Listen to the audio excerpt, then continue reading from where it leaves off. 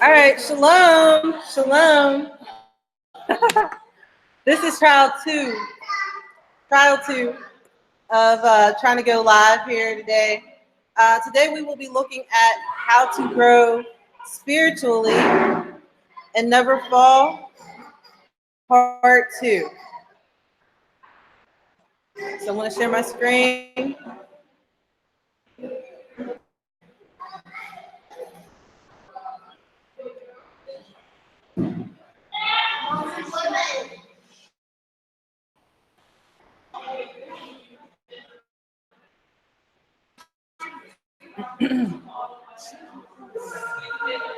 So this is how to grow spiritually and never fall, part two. And what I said earlier was that there are some people, half of the people here didn't hear part one. So I'm not discouraging anyone who didn't hear part one to not and do part two, because they are. I would say that part two builds on what we did in part one.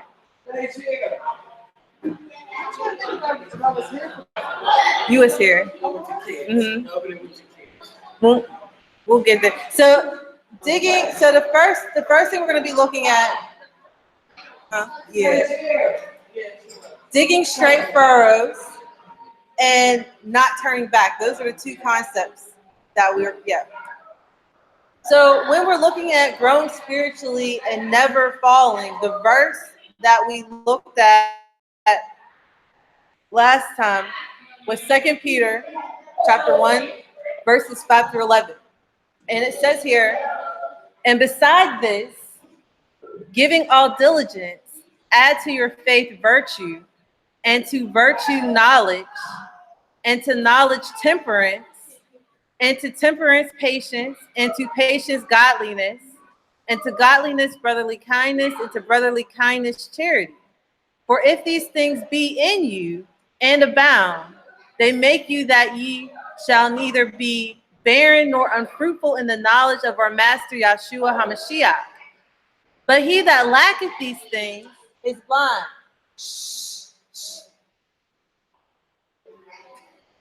But he that lacketh these things is blind, and cannot see afar off, and hath forgotten that he was purged from his old sins. Wherefore, the rather, brethren, give diligence to your calling and election, or give diligence to make your calling and election sure. For if you do these things, ye shall never fall.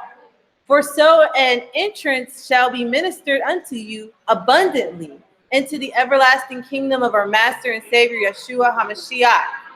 So that is 2 Peter chapter 1, verses 5 through 11. And so we basically last time in part one, we basically went through each of the things that we're adding to faith. You know, we said we're adding diligence. We're giving all diligence, we're adding virtue. And then we're adding knowledge. And then we're adding temperance. And then we're adding patience. And then we're adding godliness. And then we're adding brotherly kindness. And then we're adding charity. And we went through what each of these things was from a Hebraic standpoint. So we looked at the Hebrew word equivalents, because this is in Greek. So we looked at the Hebrew word equivalents for all of these things. And we saw what it takes, because it says here that if you do these things, if these things be in you and they abound, that they shall make you neither barren nor unfruitful. So if we're barren, that means that we're dead. And if we're unfruitful, that means that there's no growth. You know, we're not growing spiritually. So these things, all of these things are necessary in order to grow spiritually and to never fall. But it's not just having those things, it's our attitude towards having them. We're supposed to give all diligence to that thing. And so we talked about how people give diligence to so many different things in this life. Give diligence to getting an education. They give diligence to their job. They give diligence to, whatever things they care about. But when it comes down to their soul, when it comes down to the thing that's going to last forever, that thing is on the back burner. I'll get to it after my kids graduate from college. I'll get to it after I graduate from college. I've heard a lot of people when I was in college and I was talking to them about their spirituality, they was like, I'll wait till I'm done having fun. You know what I mean? So that was when we talked about growing spiritually. The second thing we talked about was never falling. And that came from this part here. I like verse 9 in it too. But he that lacketh these things is blind and cannot see afar off, and has forgotten that he was purged from his old sins. So if you forgot that you was purged of something, it's so much easier for you to go back and do it again. I forgot that I was purged from that. I think going on this diet, sometimes I forget that I can't just eat whatever I want. I see something, I want to eat it. I forgot that I was purged from that. I'm not supposed to be eating cake. I want cake. I want some cake, you know. I might slip up when I get home and eat a piece, but you know, I'm not supposed to, because I'm supposed to be on this or cookies. Yeah, I'm supposed to be on this diet thing, right? Anyway, wherefore the rather, brethren, give diligence. Listen, he's saying diligence again. Give diligence to make your calling and election sure. Give diligence to this thing, because if you do it, you will never fall. Now, I think that I was asked as a follow-up question, what did I mean by saying fall? Because, you know, I make a distinction between falling away and a slip up. Because of sin, you know, we all sin, we all fall short. We can repent from that thing and we can come back, okay? So that could be a stumbling for us in our path, but when we come back to Yah, we can repent and we can say, Salika, sorry, and Yah, you know, as long as we're sincere in that, you know, he's just to forgive us. I see that as being a sign of your spiritual growth, whether or not you have these slip-ups and these stumbles and things like that. But falling here is falling away. You know, not actually making it to the goal that Yah has for you in your life, not actually making it to your potential that he has for you. So we're going to talk about, he didn't even hit me. Oh, he hit the table. Oh, okay. We're going to talk about giving diligence to making our calling and election sure.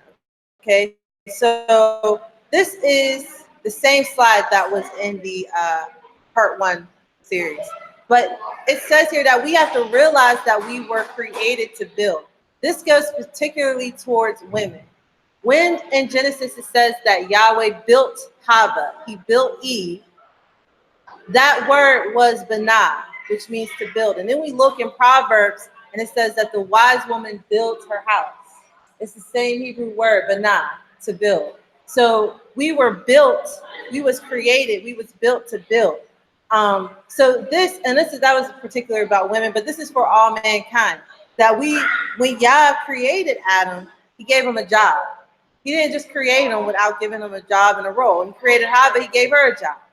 So this isn't about resting and allowing Yah to do everything, but it's about diligently using the tools he gives us to get to the purpose, that he called us to accomplish, okay? So Yeshua, he said that many are called, but few are chosen. And when we look at this, it says the calling and the election. The word, these are the same Greek words. It says many are called, so giving diligence to make your calling. And then you see the word election. That word election is the same word as chosen. So when we're looking at what Yeshua said, and we're going to look at this here. Sorry, we're going to go to Matthew. This is real small, so you have your own scripture out. You might want to read it there. But in Matthew 22, this is where Yeshua says, many are called, but few are chosen. And again, we could say elected, okay? Because it's the same word in the Greek. It's just a different word in English, but it's the same word in the original language. So it says here, Matthew 22, verses 1 through 14. And again, we went through this last time, but I kind of want to put a context in place for anyone who wasn't here for part 1, okay? But it says here, and Yeshua responded and spoke to them again by parables and said, the reign of the heavens is like a man, a sovereign who made a wedding feast for his son. And he sent out his servants to call those who were invited to the wedding feast, but they would not come. And he sent out other servants saying, say to those who are invited, see, I have prepared my dinner. My oxen and the fatted cattle are slaughtered, and all is ready. Come to the wedding feast. But they disregarded it and went their way. This one to his field, that one to his trade, and the rest, having seized the servant, insulted and killed them. But when the sovereign heard, he was angry, he was wroth, and sent out his soldiers and destroyed those murderers and set their city on fire. Then he said to his servants, the wedding feast indeed is ready, but those who were invited were not worthy.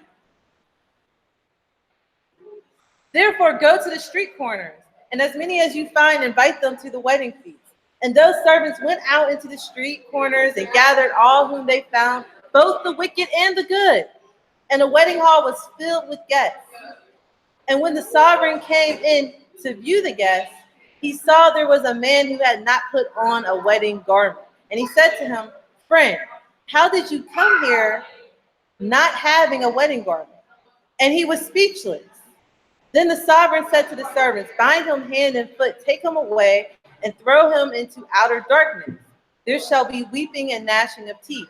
For many are called, but few are chosen. Few are the elect. So the key to growing spiritually and never falling is to give diligence to make this calling and this choosing sure. The fact that we're all sitting here right now means that we've been called. It means that we've been called because we're all sitting here right now, right?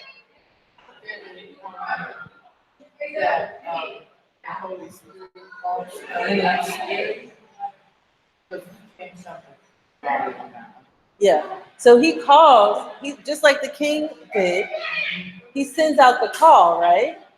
And so we respond to the call. Now, some people didn't respond to the call. Some people said, oh, I know the king has for me to come to this wedding and I'm just not going to come. And then others even killed the people that was coming, like the Holy Spirit.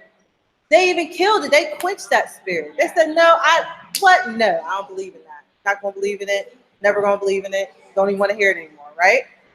Quenched it. But then there was some, and it said they was wicked and they was good. And there was some who came, right? Now they come to the wedding, and the king goes out and he's looking at everybody, and there's a guy there and he don't have a wedding garment on. And he's like, where's your clothes at?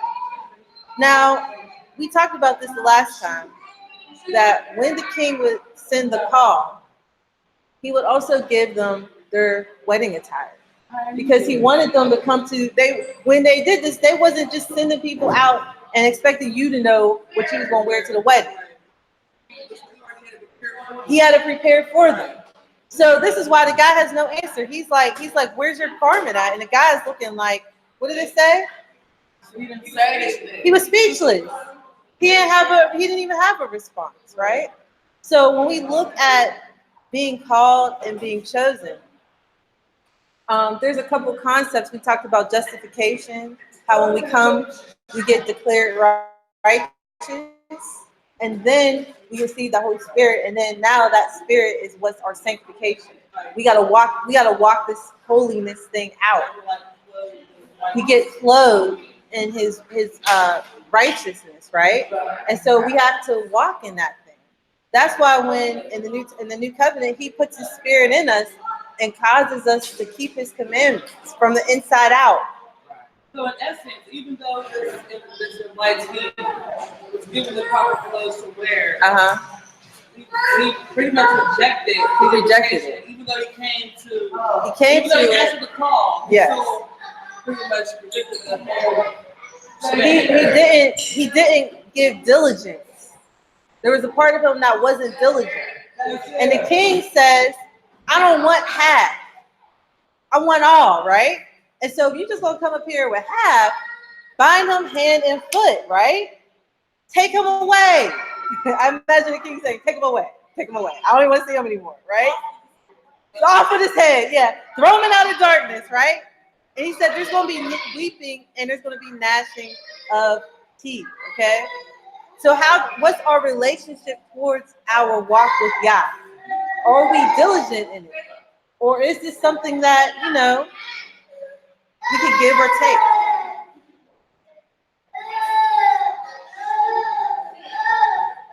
So I want to talk about how Yah calls, the calling of Yah. And this is interesting because we were just talking about this. I told you it was probably going to come up today, right? And I was talking to you about this too, right? How he calls, how does Yah call? The calling of Yah. Let's just look at that here, okay? The calling of Yah. We're going to look at Romans 8, verses 28 to 30. I'm going to put the scripture up front so that I don't talk and then look at the scripture. We look at the scripture first, all right? The calling of Yah, it says here, and we know that all things work together for good to them that love Elohim, to them who are called according to his purpose. For whom he did foreknow, he also did predestinate to be conformed to the image of his son, that he might be the firstborn among many brethren. Moreover, whom he did predestinate, them he also called. And whom he called, them he also justified. And whom he justified, them he also glorified. So I want you to see just the levels of the garment. You get called, you get justified, you get glorified, right? I mean, these are all levels of how he clothes us in his glory. Even in reading that scripture, you can see and feel the buildup in it. Like you can feel the energy in it. Like I mean, he's adding to us, but are we diligent to put on those garments that he's giving us? You know what I mean? Are we diligent to walk around in them even and to live our lives in them? I think about Yah's glory is contagious. When Moshe went up and he said, Yah, show me your glory. When he came back, he was shining. It like came on him, right? It says in the scriptures that as Yeshua is, so shall we be. And he's glorious. He's shining. So glory is something that I think about that one song also, David Crowder Band. I don't know, y'all probably don't know that song, but you make everything glorious and I am yours. What does that make me? That makes me glorious too. You know, I know y'all don't know that song. That's K-Love music. I know y'all don't know K-Love music. For so long, that was the only radio station. Like, I have satellite radio now because I got tired of listening to K-Love.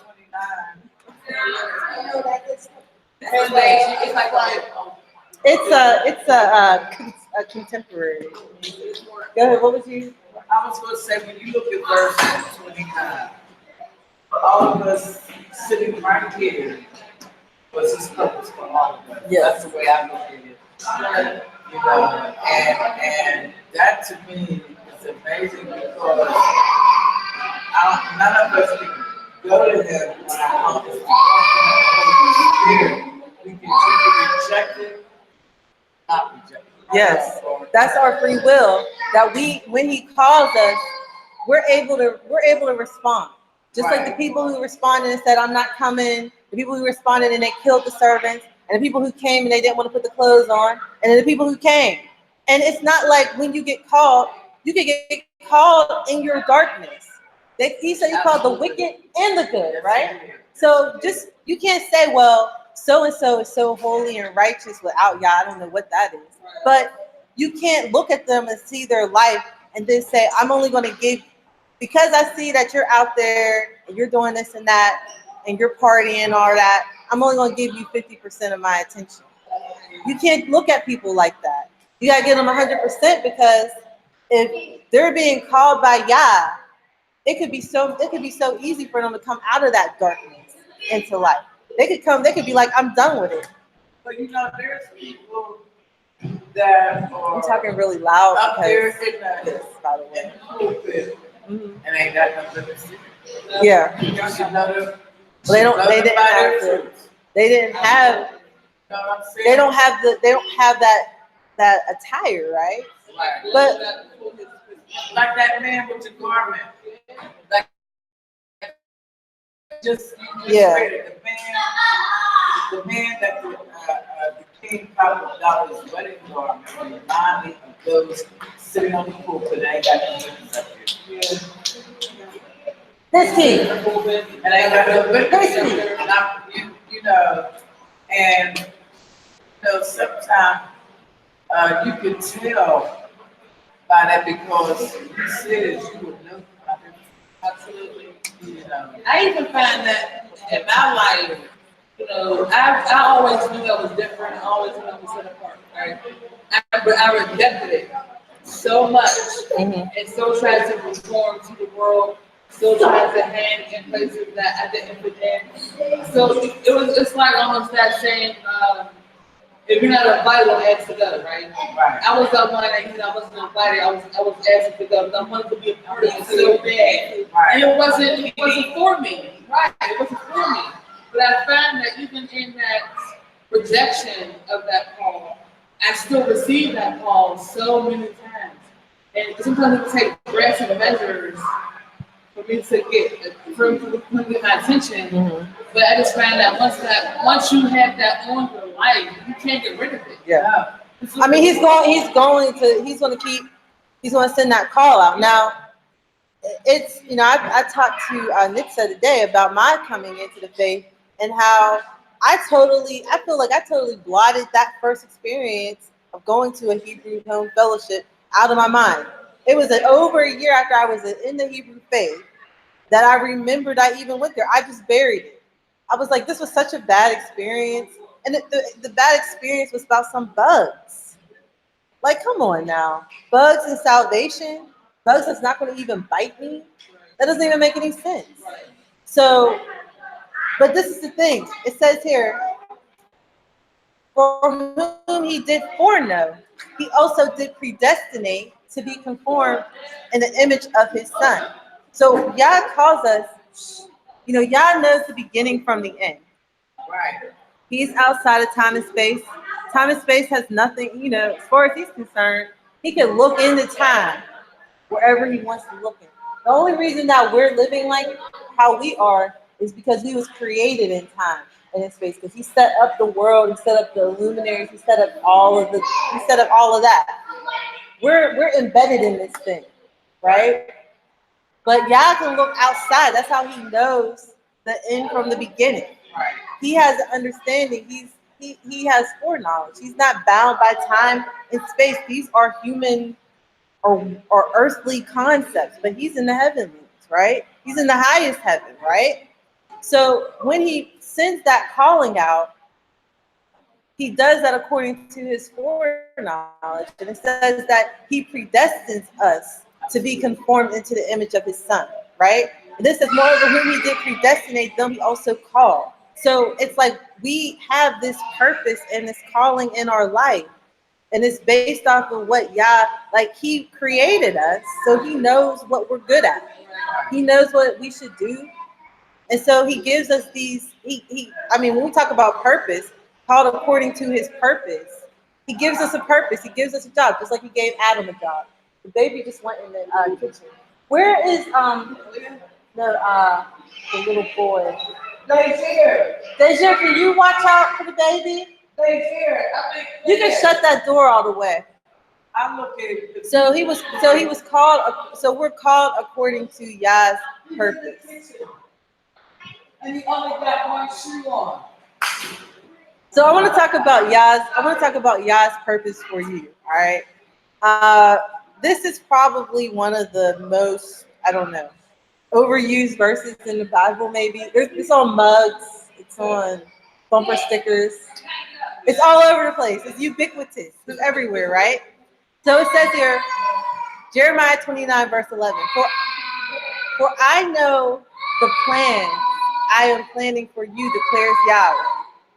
Plans of peace and not of evil, to give you a future and an expectancy.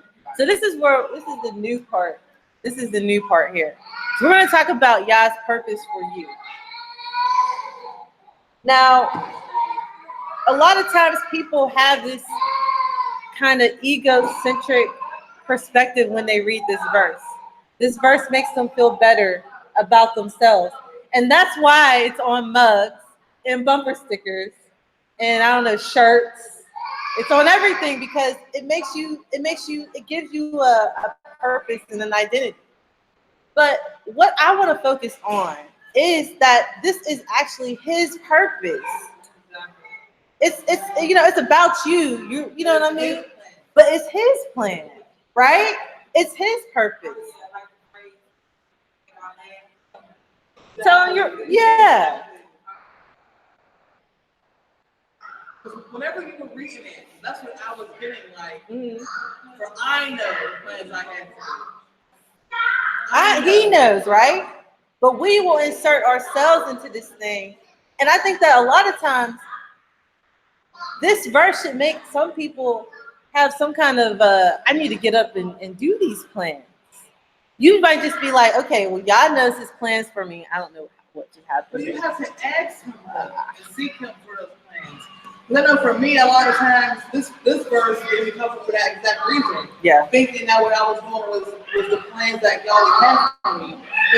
But it was really your plans, and you wanted Yah to bless your plans. So I use this verse as like a comfort, and it's like a what's wrong? I can't think of the word. I mean, comfort sounds good to me. Yeah. I don't know. I would like, you say you have these plans for me, and it's just like. Well, I know people who say, Yah is going to do his plans for me, whether I do anything or not. And it's like, no, that's not the way it works. He has plans for you, just like he makes appointments, and you can show up or not show up.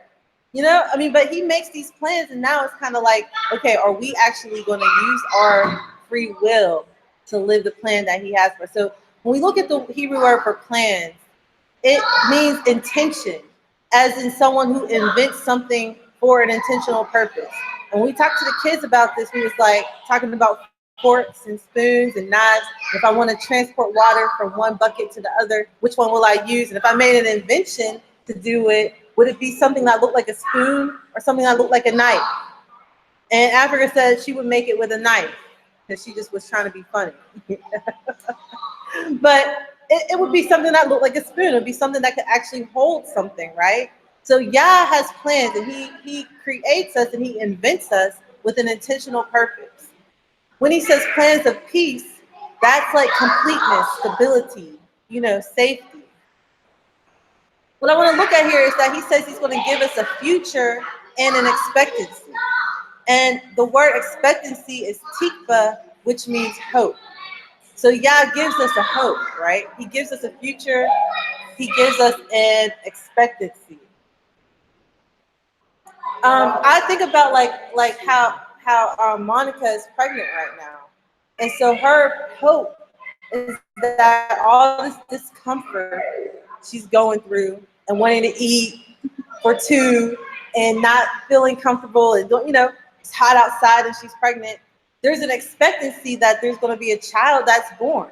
And so that expectancy makes all of the discomfort worth it.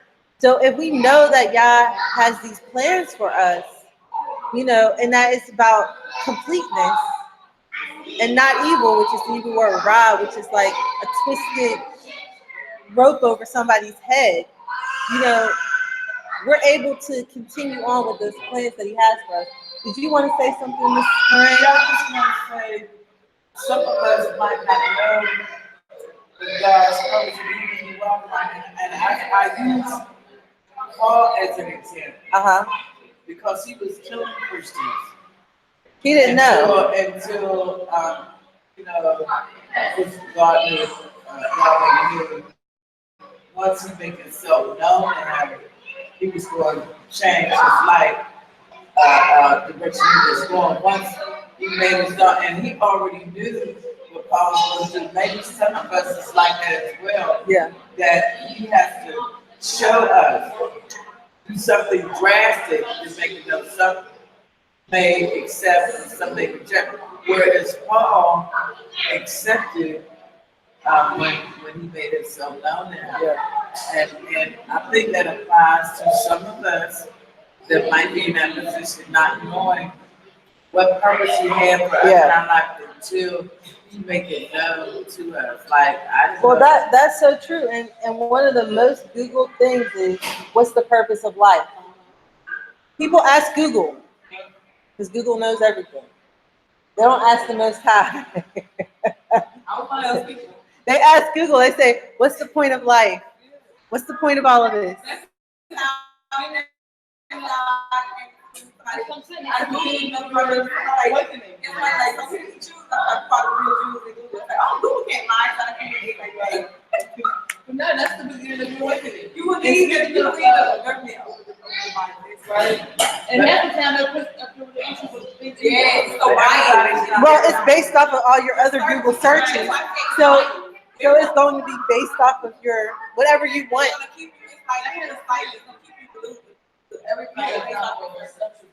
I had a friend, a male friend, who before like a few months ago, he was telling me how he don't believe in religion, he don't believe in this idea of us being the true, Jews or whatever, Israelites.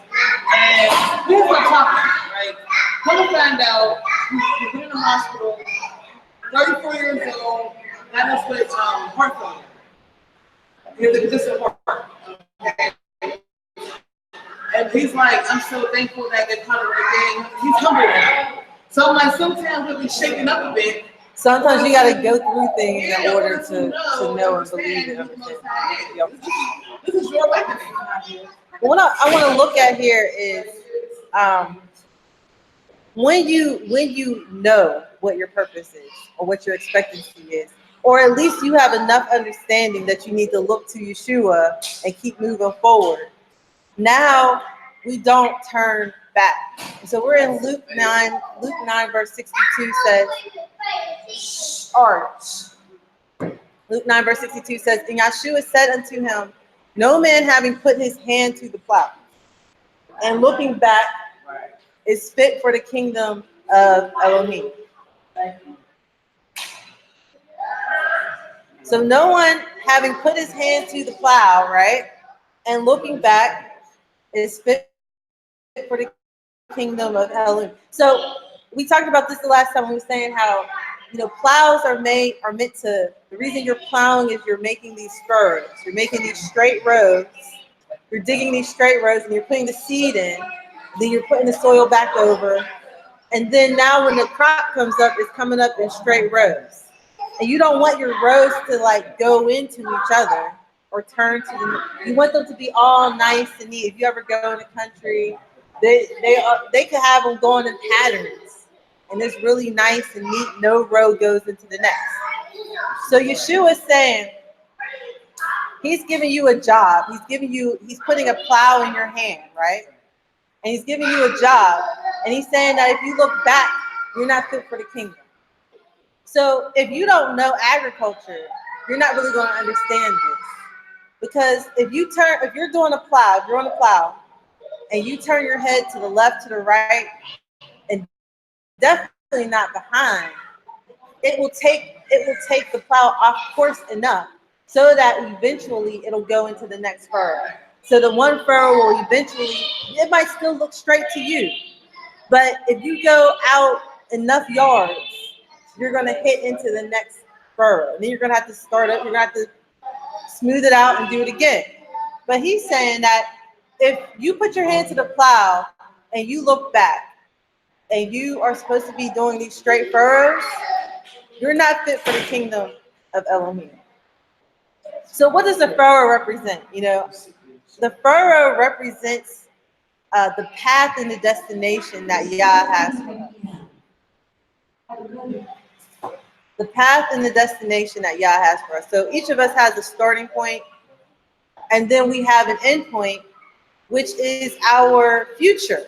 That's our future, the expected end. Our tikva is our hope, is our expectancy. It's Hamashiach. It's the goal of it all. And so the furrow would be, this straight path.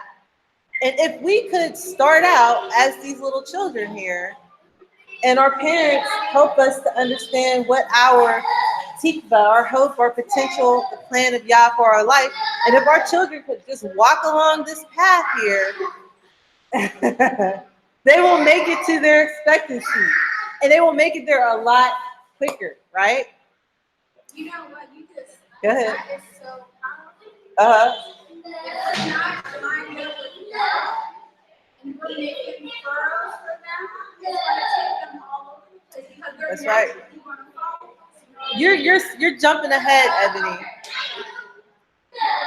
You're jumping ahead, okay? we getting there. You don't went 2 steps. You don't went 2 steps ahead. No, I'm just kidding. It's good though. I love it. But look at this. It says here, why do you think a person would turn their head from the path that Yah has called them to walk in? Why do you think that we would do? Distraction. Perfect. Trials, tribulations. Hiskey made this originally. Just get tired out. You be like, I just gotta sit down for a couple days. Endurance, right? But endurance was one of those. Endurance was one of the things that Peter said that you had to add to faith. Because some people will be like, I believe and that's good enough. No. I was feeling like anybody was in my shoes today, they would have been folded. They'll be like, oh, this isn't working out for me. No, I can't bear what you did. But let's just look here. I hope he's not on my face.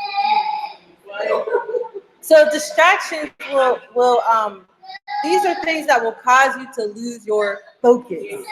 If your eye is on the prize, that's why I put a little prize here, a little trophy. You know what I mean? If your eye is on Messiah, right? If your eye is on your tikva, your hope, your expectancy, if that's where you're focused on, at any point along this path, like let's just get to this point here. Oh, wait a second. Wait.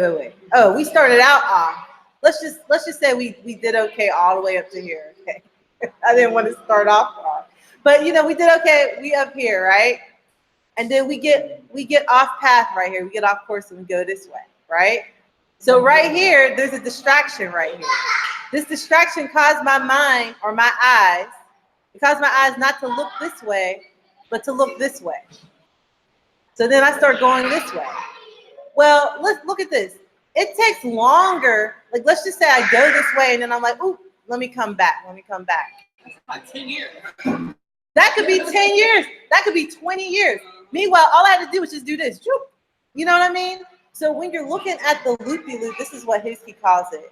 The loopy-loop path, you could still theoretically even get to your tikva.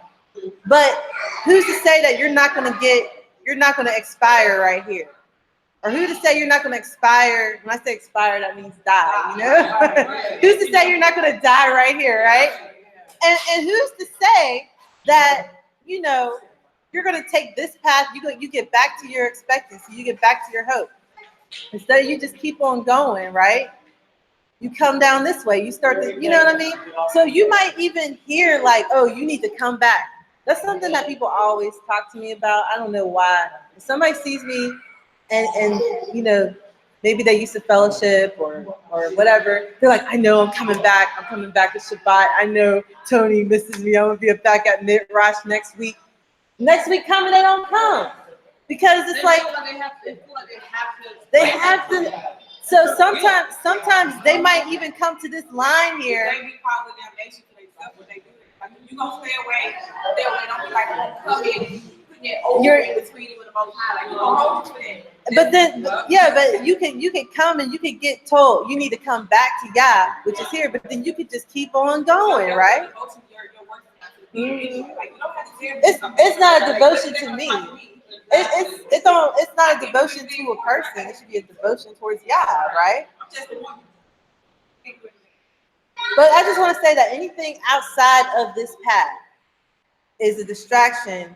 And that's not the plan. That's the opposite of the plan that Yah has for you. You know, when we look at the children of Israel, it says that it was an 11-year journey. Oh, I'm going ahead of myself too. But it was an 11-day journey for them. And it took them 40 years. It took them 40 years going around the mountain, the loop-de-loop path, right? So when we're looking at our path, yeah. If the sooner we can get it in our mind that this life isn't about what I necessarily want and what I necessarily plan, or what some job that might come up that has me to forsake Yah and work in a Shabbat, or some man comes along and he wants to marry you and he don't have nothing for you but like sin, or worse than that, right? Or just even people look at opportunities like, oh, I get this and I get that and I get this. Listen to all the eyes. Did Yah give that to me? Or did something happen and it sounded really good, but was that really from him? When we make decisions, we should always look, how does this get me here? Is this a distraction? There's a lot of times that people get distracted even from like keeping a Shabbat, or even from coming into fellowship, because something happens and now, oh my goodness, this thing happened. Now I'm not keeping the Feast of Tabernacles. And it's like, well, that thing was going to happen either way. The Feast of Tabernacles, like, you know what I mean?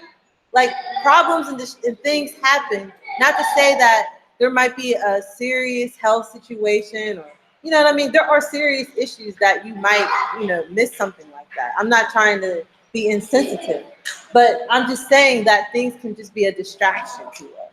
So we got to be careful to recognize the distraction that's taking us off course. And every time that we go off course, it's because we're looking at something over here. I'm looking at something over here. That's why I'm going in this direction instead of looking over here. So how do we do this? How do we dig these straight furrows? I don't know anything about farming or horses, but don't they put like blinders up on the horse's side or something to make them look straight? Like, I don't know anything about horses. Or even like those little I know when they're racing. When they're racing, don't they put those little blinders in? Yeah, don't they put those blinders up? Okay. This is totally like on the spot. I would have looked it up. I would have Googled it because Google knows everything, right? But what it says here is, this is Proverbs 4 verses 20 to 27. It says, "My son, listen to my words, incline your ear to my sayings. Let them not depart from your eyes.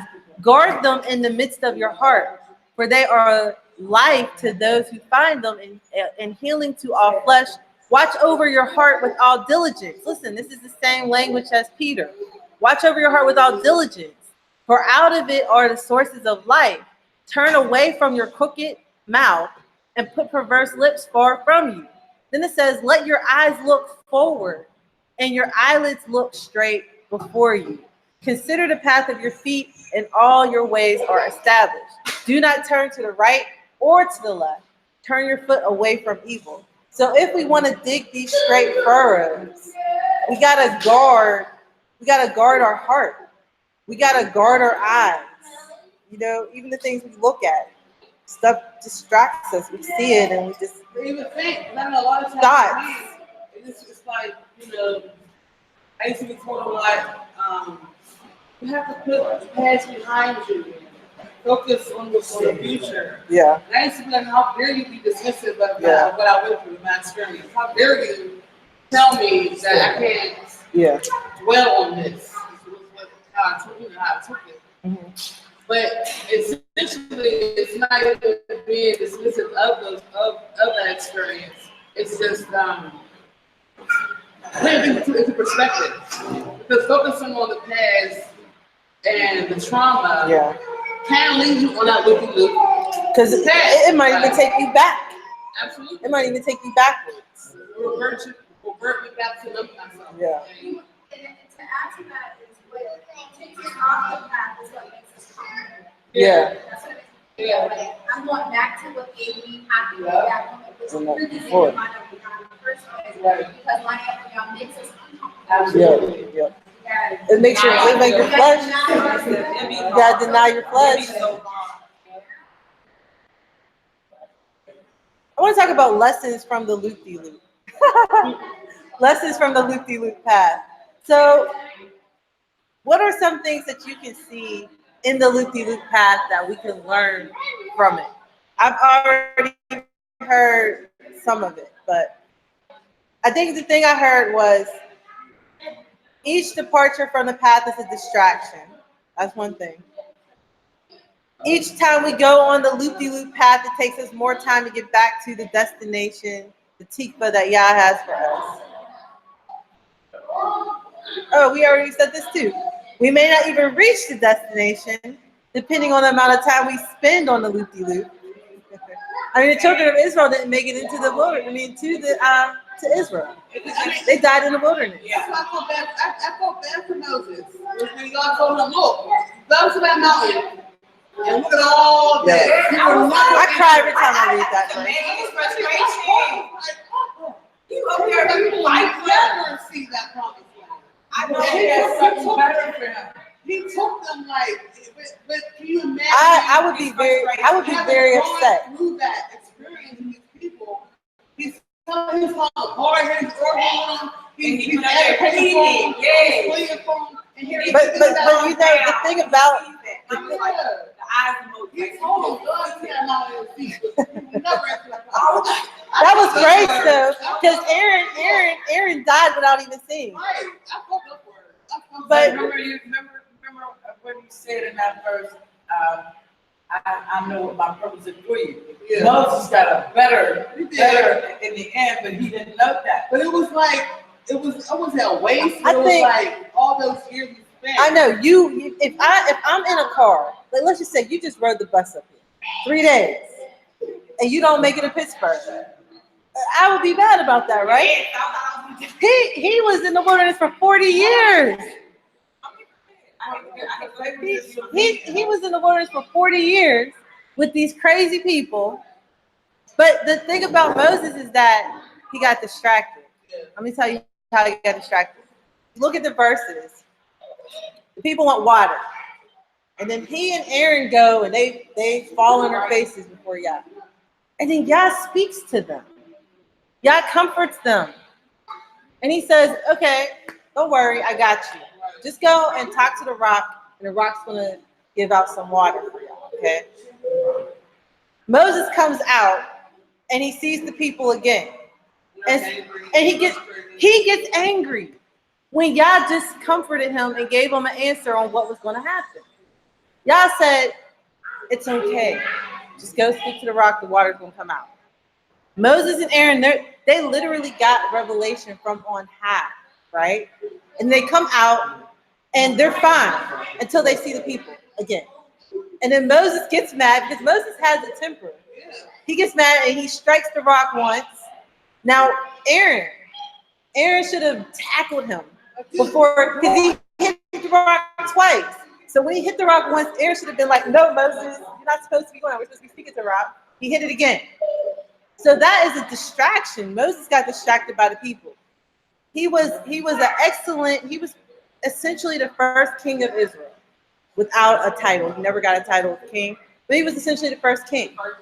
The first judge. He was a lot. He was a lawgiver. The law of Moses. You know, we have the whole Torah because of him. But he allowed himself to get distracted, and that prevented him from getting to his tikva, his hope, and his he allowed expectancy. the expectations of our people to weigh him down. Yeah. Instead of focusing on what's not said. Like, for example, prime example, we'll walk with the water. I mean, I think when we also look at us as women, this is getting to Ebony's point that she was making. You want to say it again? What you said about when we go down the loop-de-loop, we take our future with us. So this is important, especially. I mean, it's important for men too, but I'm talking to women. When Nakash, when the serpent, in Hebrew, it's Nakash. When Nakash comes up to Hava, Eve, and Eve isn't even thinking about this stupid tree.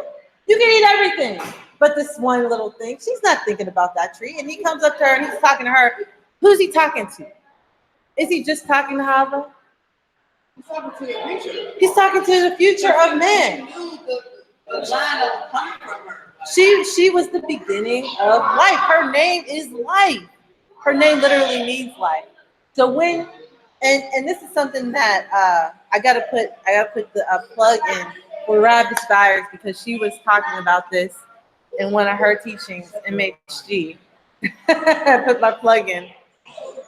But when we look at Nakash, when we look at what he talks to the woman, he's talking to Adam's future. Because Adam plants a seed in a woman, and then a woman bears his future, right? So he's talking to the tikva of mankind. He's talking to the woman. He gets the woman distracted. She's no longer looking at Yah. She's looking at this tree that looks good for food, right? And eats it and gives it to him. And so the reason we're here today, it's like mankind as a whole got taken on the loop-de-loop because of Hava. It's almost like the Posh knew that by tempting her the way Yes. he did, that was going to be the outcome. He knew. But little did he know, Yahweh knew. That was, he knew that was going to happen. So he already had that, He had foreknowledge. that Savior in Yeshua. Yep. To pretty much like stop the whole plan that he had. That's right. Like, Satan was going to Christ was going to Satan's head. So like, it was like a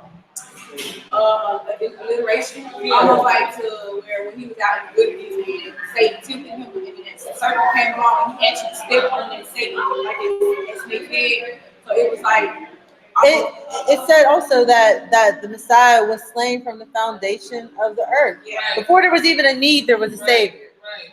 And I believe it's Peter, he says, but Yeshua had to come in the fullness of time for the sake of you, for the sake of us, to bring us back to the path. So when we look at Hava, Eve, the first mother, took us all off course. And the reason that we're having such a hard time getting back is because of that first distraction. If she was just focused on the job y'all gave to her, you know what I mean? And the food. Yeah. Stay in your lane. Yep. If she had told the cost, who's bugging now? Bugging now. I mean, but then we look at it, it's like, I mean, come on now, was that tree that delicious? Like you had all kinds of trees. It was the ego thing. It stroked the her ego. desire. He was like, women are attracted to knowledge. Like that's our thing. He piqued something in her that she might not even know she had a problem with, but he He knew. could have been watching her, unbeknownst to her. She could have been. He could have been watching her. That's why keeping her face. That's why he's the prince of power in the air.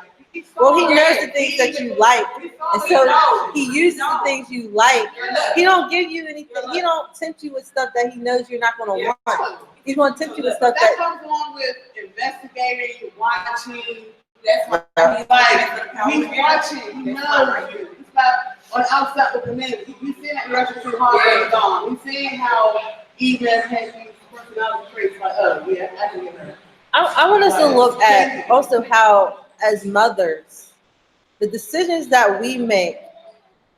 Hold on. I wrote down Travis's exact words because I don't actually know what I can't remember what her exact words was. Thought I did at least. But she said that, let me see here. I really like what she said. I'm trying, I don't want to mess.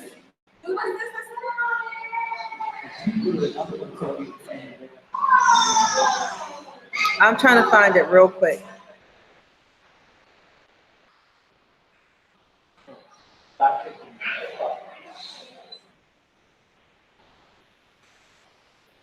I don't know where it is in here.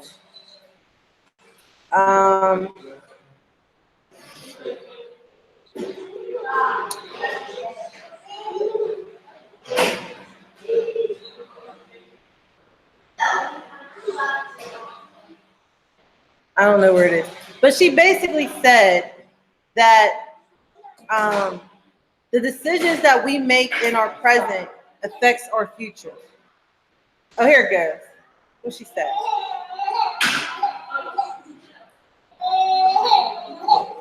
When we get taken off our path, so what we do in the present affects our generations to come. Those are her exact words. What we do in the present affects our generations to come. So think about the life that you're living right now, or even have lived, and how that affects your generations to come.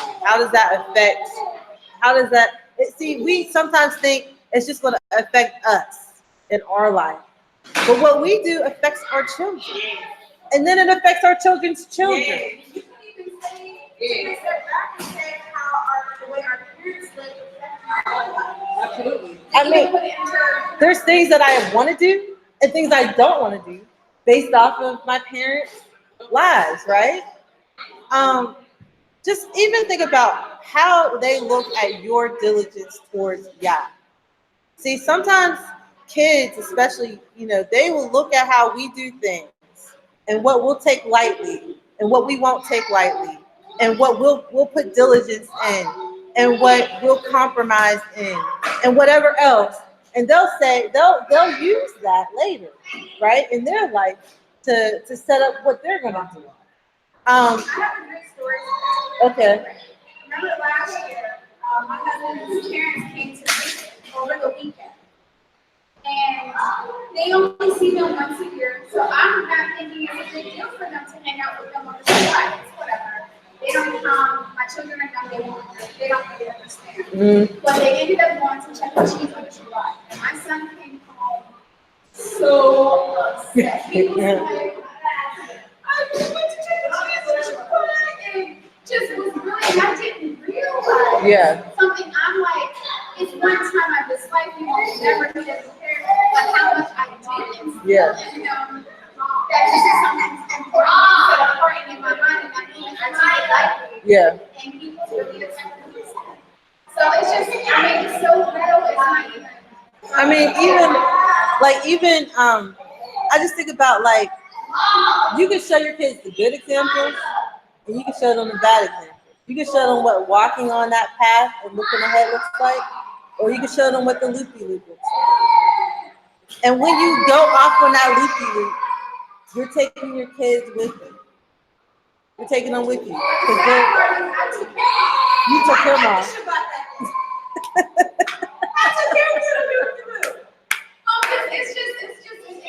You don't realize it's just this little thing. You're like, oh, it's just small. It can be a big thing. He could have internalized that and just kept that and been like, this is just something we can take lightly.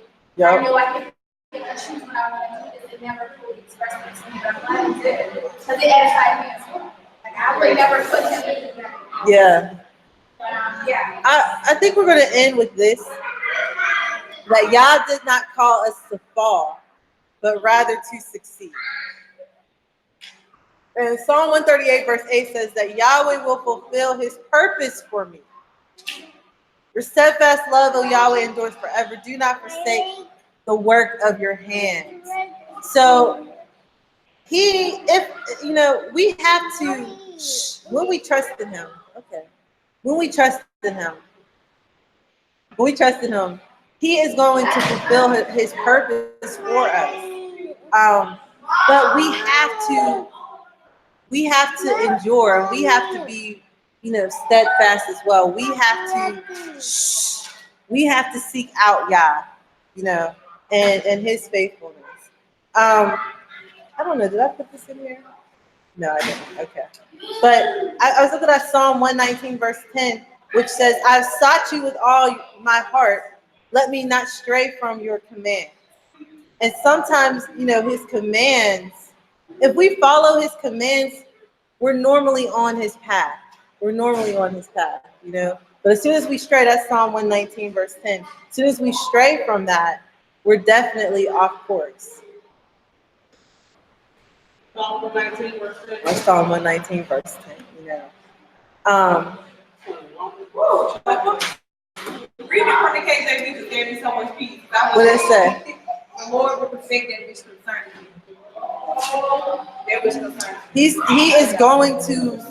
is going to bring it to pass, right? That means nothing, this word will not return to his voice. Whatever he spoke over the life is going to fruition. It's up to you, actually, though. It's up to you. I mean, do we want, look at that verse 11. Do we want an entrance to be ministered unto us abundantly in the everlasting kingdom of Yeshua? Do we want that? Like, do we want that hope? I think we do, right? I want that hope. And if we want that, then we gotta keep our hand on that plow and keep looking forward and not allow these distractions to take us and our future, you know, off course. So if you do those things, huh? And you will grow spiritually and you will never fall, right? You will grow spiritually and you'll never fall. All right.